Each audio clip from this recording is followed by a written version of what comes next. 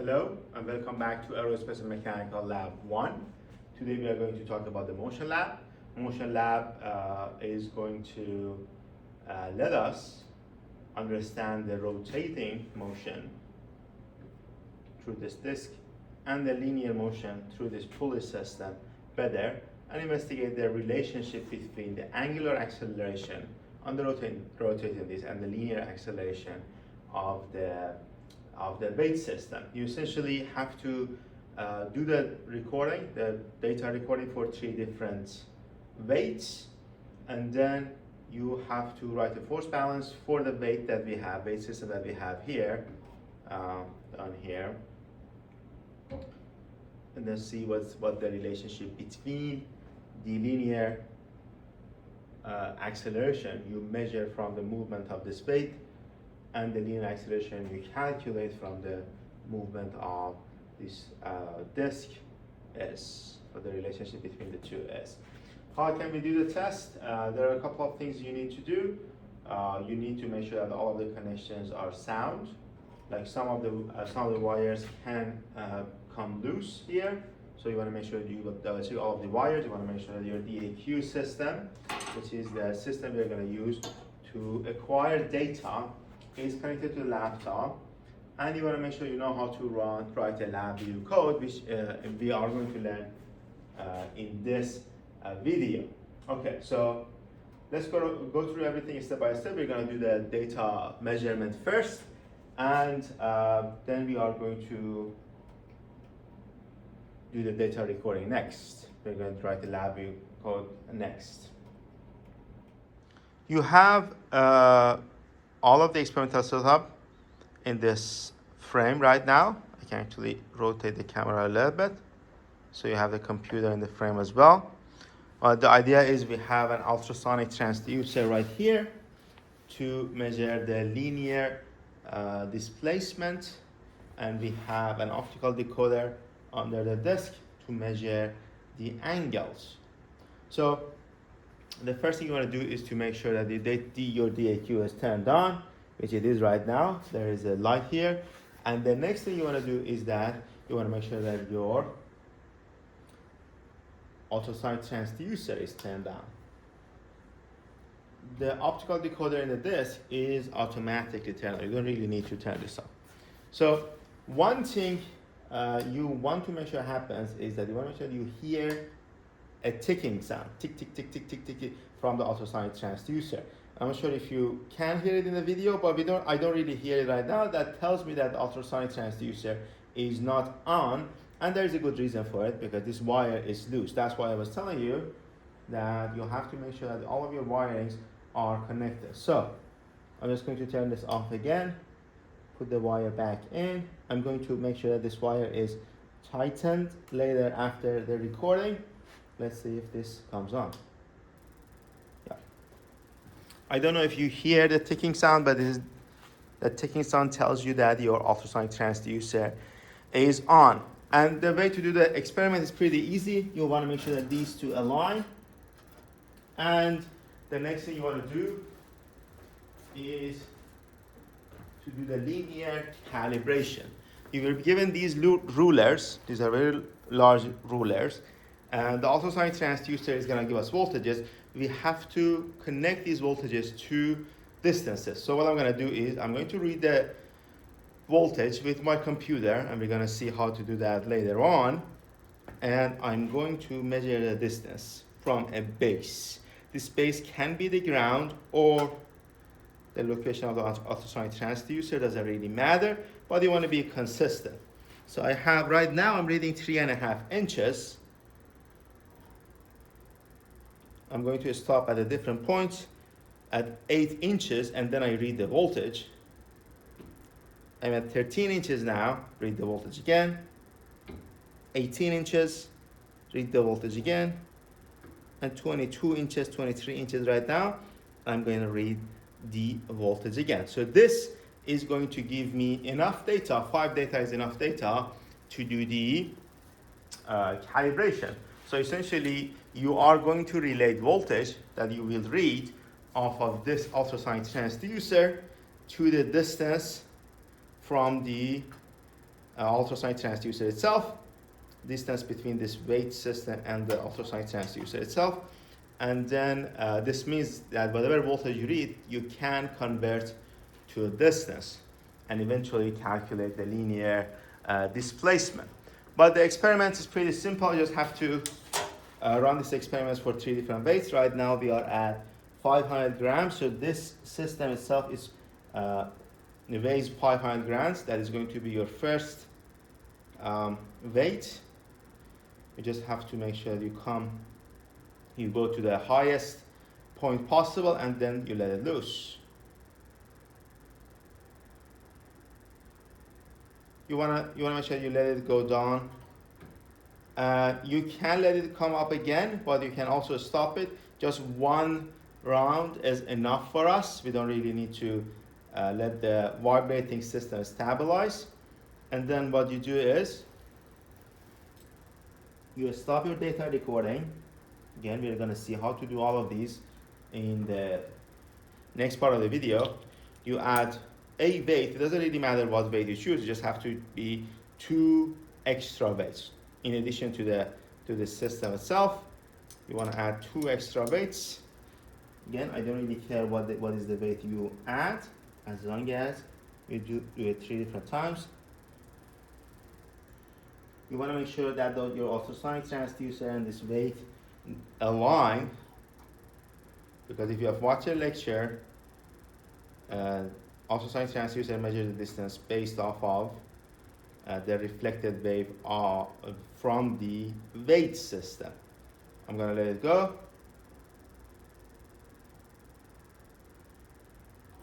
This is my second measurement. So you essentially just have to find the radius of this disk to find the angular velocity, and from there you want to find angular acceleration and linear acceleration. So we know how to do the experiment. Let's see how we can actually record the data. Okay. We are ready to make the measurements, the data measurements. You can hear the ultrasonic transducer clicking, so it is running fine. For the last experiment, use the NI Signal Express to measure the strain data. For this one, we are going to learn how to use LabVIEW, how to write the code in LabVIEW to do the data measurement, data recording for this specific lab. LabVIEW is essentially the parent software to Signal Express. Signal Express is written on LabVIEW, and LabVIEW is going to give us a lot more options than Signal Express. We can actually design a virtual experiment, a virtual instrument using LabVIEW. LabVIEW calls it a VI. That's again, it stands for virtual experiment. When you open LabVIEW, we have LabVIEW 2017 installed on this specific laptop, but throughout the lab, we also have LabVIEW 2021 and 2023 installed on different laptops. So you want to go to create projects,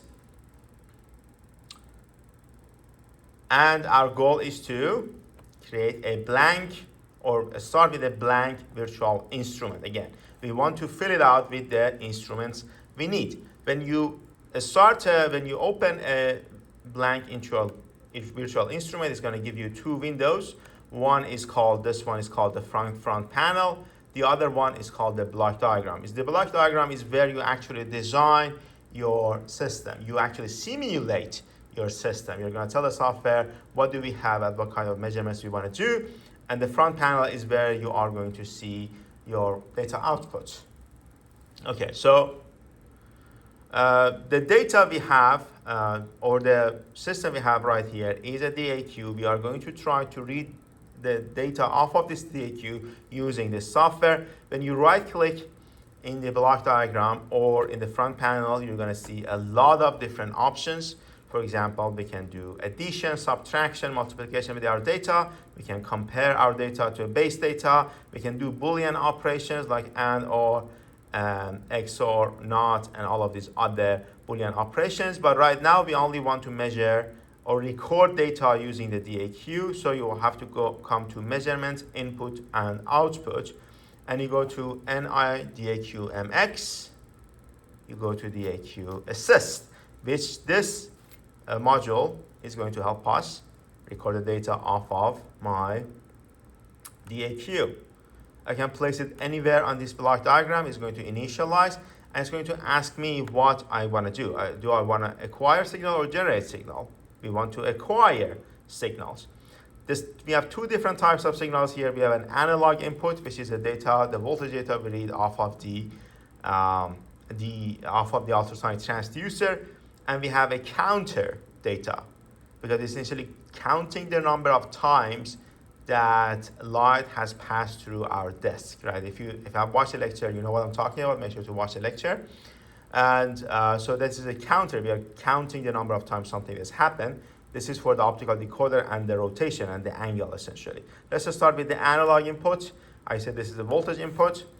And it is telling us that the module of interest is 9219, the module 9219, which is this module. Right here is asking us to choose an appropriate channel. So you can see the module number here. The channels start from the module number, channel 0, channel 1, 2, 3. And it also says what the channel number is on the sides. So our voltage is installed on module, our channel 0, our voltage reader, which is the ultrasonic transducer. Okay. So here we can change the settings for our sensor as you did for the strain gauge. For the strain gauge, we had to change a lot of things to have an accurate reading of a strain. Here, we don't really need to do anything because we are measuring the voltage or the voltage change. Okay. So right now, I'm going to change this to table. If I click run, it will only give me one reading at one instance of time for the voltage. So right now we can record our measurement data because we are not interested, our calibration data, because we are not interested in a continuous recording of data for the calibration. We only need 5 data points at 5 different locations. I'm gonna hit run. We are at the base distance from the ultrasonic transducer. We already know that is 3.5 inch away, like the distance between the weight and the ultrasonic transducer is 3.5 inches. So for 3.5 inches, we are going to get 232.329 millivolts. You are going to see an M in front of this number. That M does not stand for meter. It is not a unit. It stands for milli. So milli, whatever unit you are measuring. For voltage, if you are measuring volts, so it is millivolts. We can also see micro, which is usually shown by the letter U. So M and U here do not stand for any units, stand for milli and micro. So for 3.5 inches, we have 232 millivolts. You want to record this data, and then you want to rotate your disk a little bit so the weight is going to move, and we are going to measure it again.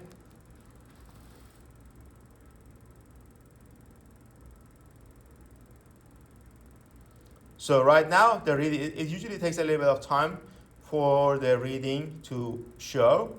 We are reading 457.7949 millivolts. You have to measure the distance.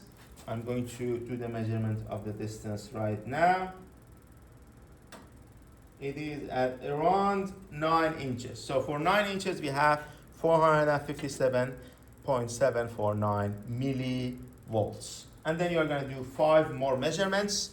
You are going to use this data later on, right now actually, in our calibration to relate the voltage and the distance. So the reading you're going to get out of this, whenever you are recording it in a file or whenever you are showing it here in the front panel, is going to give you meters, right? We don't want to, we want the software to do the calibration for us. How do we do this calibration? You want to go here to a scaling, right here. You can create a new scaling, and then you have to decide whether the relationship is linear, map range, polynomial, or it's a table. We want to do linear to make things easy. You can call this a scale anything. It can be anything. You can use your group number for the scaling, and then it is going to ask you for the data points. Okay. So first of all, it's units. It says pre-scaled, the units are volts. After scaling, the units are going to be meters. Okay. And here it is asking us to input an equation. The slope is 1, y-intercept is 0. So what you want to do is you want to calculate the slope using Excel or y-intercept and y-intercept using Excel. You want to input this data here. You can see this changes. Okay. Let's say the slope is 2 and y-intercept is 0. If you don't really know how to do this, please make sure to ask your TA or ask me. But I assume everyone knows how to fit a line to a couple of data points. If not, that's completely all right. Please let me know. I'm going to teach you how to do this.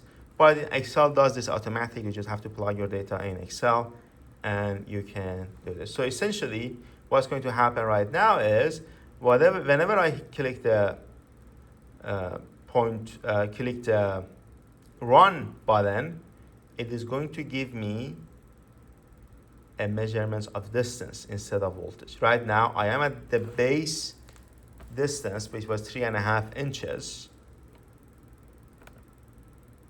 It used to read 232 millivolts. It now reads 459. So the scaling has happened, which is a good thing to us, which essentially means that we are not going to need to do any scaling after we leave the lab. Okay. So the scaling is done. The setting this voltage part, the ultrasonic transducer part is done. You want to hit OK and be done with this. And then we are going to build another VI to measure the counter inputs. Again, acquire signal, counter input, and we are measuring position, angular position.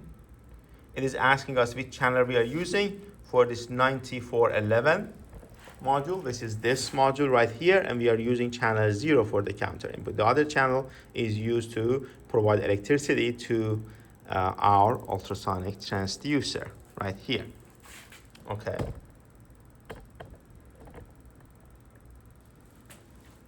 So channel 0 it is. You hit finish. Again, you need to know what are the number of pulse per revolution per 360 degrees. For our counter input, it is actually 720, and this is the only thing you need to set here. All right. We can actually test this 720 simply by just rotating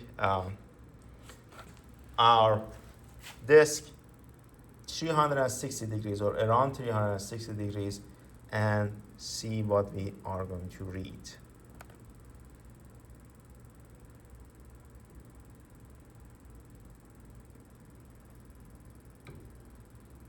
See, 351, 360. So it is very close. Of course, the uncertainty here is not because of the instrument, is because I'm doing this by hand, and I'm 10 degrees off right now. But we have the correct pulses per revolution set up here. We can stop this. This is set up, and we can hit OK. Okay, so we have our data assistance. The first thing we want to do is to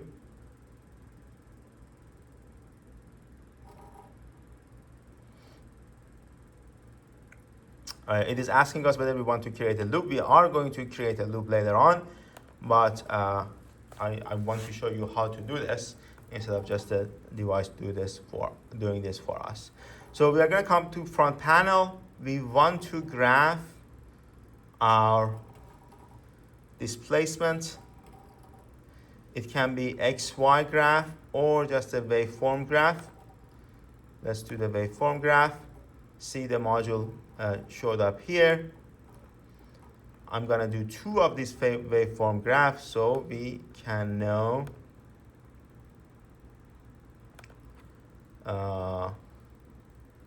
we can actually observe both of these values. Okay, so to show the data in the waveform graph, we have to connect this data from this data location. We can actually extend this section. Just click on this data. I will let you connect the data to your waveform. We want to do this for our second counter input. So we can also change the name of the graphs. I'm going to call this angle. And call this displacement or distance. We are measuring distance here. We have to change the displacement to measure the velocity. So the idea is if we run this, we have to record. We have to see the data here, but we are not recording anything yet. So we have to choose a module or create a module that is going to help us record the data. To do the recording, you want to go to File I/O and write to measurement file. So we are going to write to a file. It is asking us to choose a location for this. I would just use distance.lvm here. It can be a text file, it can be a binary file, it can be a binary XML, or it can be a Microsoft Excel file. Doesn't really matter which one you do. You don't really need to change any of these options, but you can look at them and yeah, go from there. Let's actually do another one here.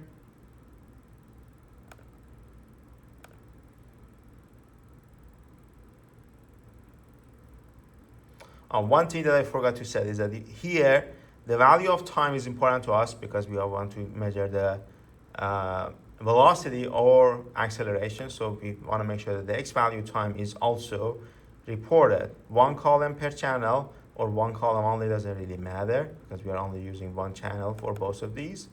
And again, one column per channel. And then I'm going to take from this data again, put it to, it gives me a couple of options: enable, error in, DAQM task, comments, file name, and eventually signals. This is the signal. This is the signal we are receiving. I'm going to do the same thing for my the other data point. So right now, if I hit run here or here, doesn't really matter. It is only going to give me one recording as expected. So we have to put this in a loop. And how do we create a loop? You have to right click again, data structures, and it has to be a while loop. I'm going to put everything in a while loop. And then I have to create an end condition. To create an end condition, I can come to the front panel and create a Boolean that says stop. We are essentially going to create a stop button. Stop button shows here, and we want to create this, connect this stop button to the end condition of the loop right here. So right now, if I hit run, it should start reading my data.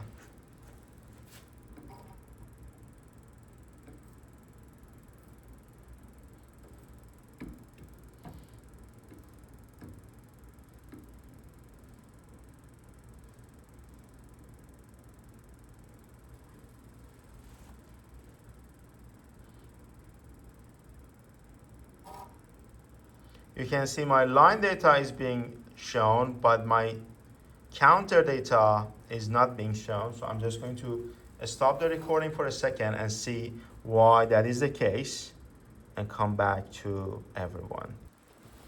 Okay, for some reason, doesn't really show our data here, but it does move. If you look at the y-axis here, the y-axis does change, meaning that we are actually recording the data. See, it does change. I'm not sure why it is not shown. Maybe it has something to do with our time access, but right now the only thing we really do care about is that you have a recording of data. I'm gonna stop here, and we usually automatically we do record the data in this lab view file in test 1 and test 2. Test 2 for the rotation data. You see we have all of these. This is one data point for one time. I'm sure you can use these for your calculations, and as long as you have these values, you should be fine. Make sure to include the make sure to include a screenshot or a picture of this whole thing in your lab report to get credit for it. I hope you have a good rest of your day, and let me know if you have any questions.